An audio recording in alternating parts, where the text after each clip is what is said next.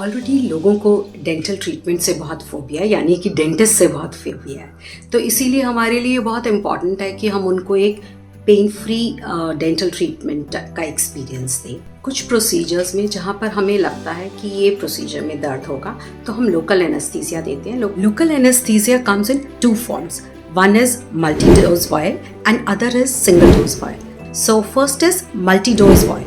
What is the use and why it is so famous? A, it is affordable. B, it is easily accessible everywhere.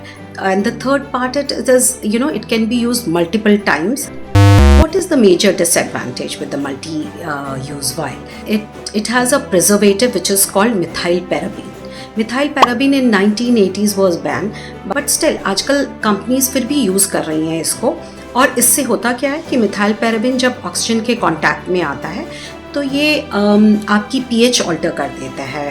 And second negative point I feel is उसमें cross contamination के बहुत chances होते हैं। And third, onset of the action is very slow comparatively if you see with a single dose. What are the advantages of the single dose vial? So single dose vial का एक तो cross contamination का कोई chance नहीं है। Second, इसमें methyl paraben present नहीं होता। And third, onset of action is very fast. Let's see अब सिंगल डोज वाइल के क्या क्या डिसएडवांटेज है। पहली बात तो ये एक्सपेंसिव पड़ता है। दूसरा, ये हर जगह इजीली अवेलेबल नहीं है। ऐसा नहीं है कि आप केमिस्ट से ये ले सकें, ये मोस्टली डेंटल डीलर्स में ही मिलता है।